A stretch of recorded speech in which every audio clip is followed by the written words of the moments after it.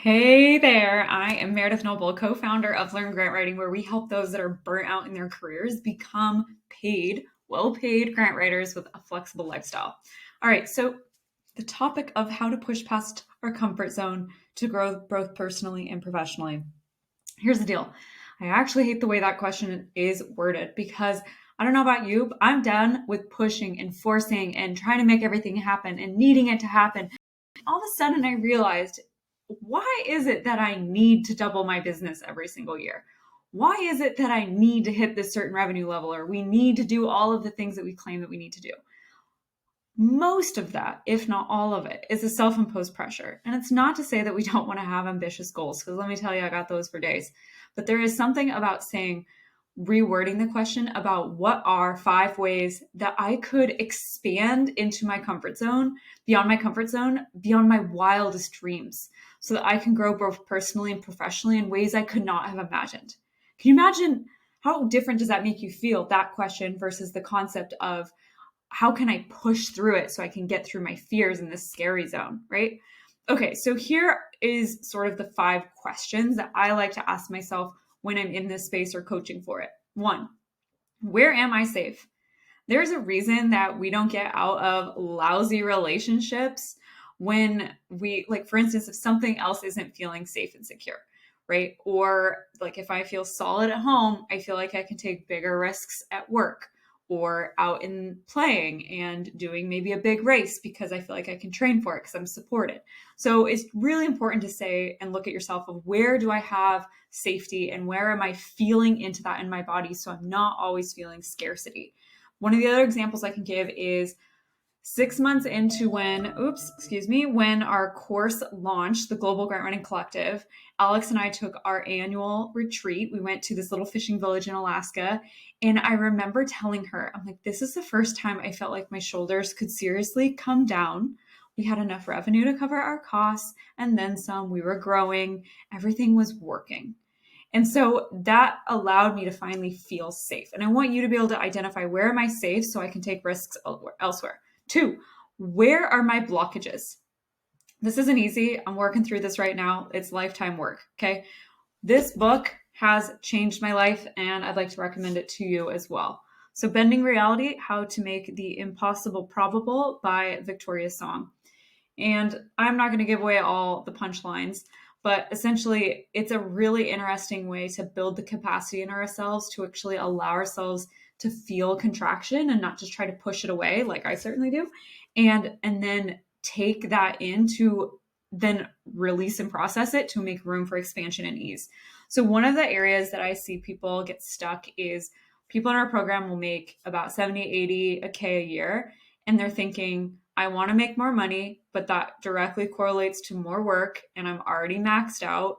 I can't imagine taking someone else on and having to manage them too, right? It's this belief that there is a linear relationship between amount of money you make and the amount of work that you put out.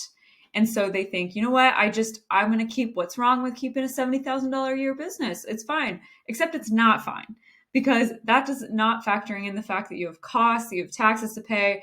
And like, what are you really paying yourself at the end of the day for a really hard job with a tough boss, right? We need to be having you making 250K a year at least. Okay, so that's that. Just trying to really peel back the layer of, where am I feeling blockages? Then step 3, question 3 is, where do I want to go? So I think it's vital that if we don't know where we want to go, we can't filter decisions to decide, is this in alignment with what I want or not? So I know that the writing activity can be a little triggering for some people because you feel like you've done this before and you didn't get where you wanted to go, etc. So do a visioning activity, however it works best for you. Go on a Canva, make a smatter board of all the things you love. Just spend a little bit of time journaling, really getting down on a paper, not just the things you want materially, but the way you want to feel, the quality of your relationships, the where else are you feeling security in your life? Where is that peace, that joy? Describe that, not just that you want the dopest dream house ever, but be sure to include that too. Okay, question 4 is, what one question can I filter my decisions?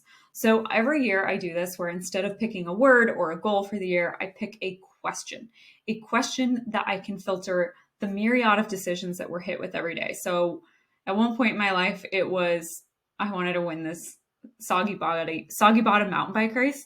And so I would ask, like, is this helping me gonna win the race or not? And so I gave up drinking for several months. I wouldn't go on really hard hiking trips because it'd cut my legs up and I wouldn't be able to ride my bike for a couple days.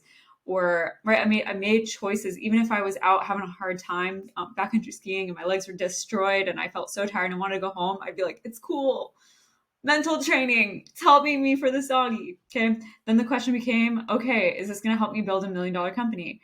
Right. And that was a question that lasted for several years until we hit that goal. And like, it really helped filter our decisions. The question, one of my questions was, does this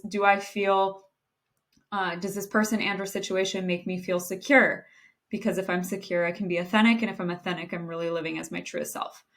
My question this year is, am I being expansive or contractive? Because as surprising as this must sound, I feel like I've lived way too much of my life in contraction, and I would really want to retire that this year and identify more moments of expansion. So really encourage you to think about that because it helps you make decisions on the daily that roll directly up to that big picture vision for your life. Okay, question 5 is this. Where are my people? Okay, so we need to take time to really think about where are my people that have gone where I want to go.